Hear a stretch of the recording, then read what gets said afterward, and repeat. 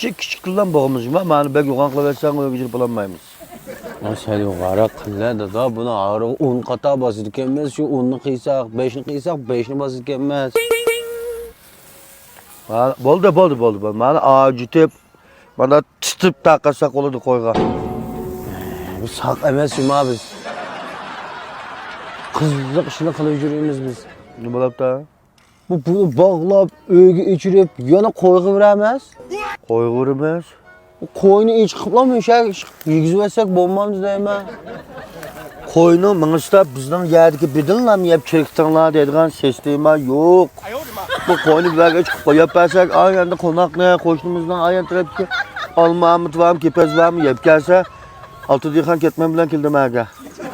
Bizden bidinler mi yiyorsun desek ama yarın şöylesine bunu tam ötüversek olurdu. Ya baka, tam etmeyin ne bizim kendini içirip ver. Küçük de kat.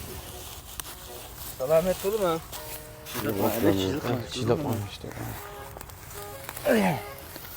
Ben neymiş kımatı da? Ma bidinle bir öğü içirti elde doğ. Hiç gün ya kuruptuk ya kadar. Bulat ben bir kılıç belgede iş var mı ya? Şu tügüdem de ha digen kemme keç oğanı kilip koş berdik şu an. Belki. Ha bol demdin ha. Şu katlı saksı geldi. Tamam satmaya kaldın ama. Kevserini alayım ha şimdi. Ha çalma beş. Ma jigin pırsiyonu tige şu ken ha. Ya otap kaplı ha. Ha ölçüysem şimdi ben dadam itiz kışket dedi hem de.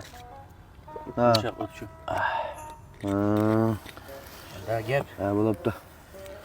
Edigende anam bilen bizden mongdaşkan. Ha. Anam abi memtikanın kışı çıkıp toyunu karşı gün kılımız şunu sorap şey edepten şunu çıkarttım. Ha onunla Absalamcan bir 2 gündeki cevap pırla. 2 günden gel. Ha. Memtikamış bereymi bermeymi dep şunu oylaşıkça bir yıl ötep gitti. Ben bu günü oylaş yani bir yıl ötep gitti mi ya? Ya Absalamcan bu toy digenine devam kılıp ağlanmaydı o. Bununla kutluk gündü bir şey tallap şu günü kılımız toydu. Vay boldu kutluk gün demey bir şembe gün yeşembe gün kıysan boluda. Şu toy kıygan gün degen gep kutluk gün degen gep şu. Absalamcan ben menin gibi mağı dese kutluk gündü bir şey tepep kılalar ben toyunu.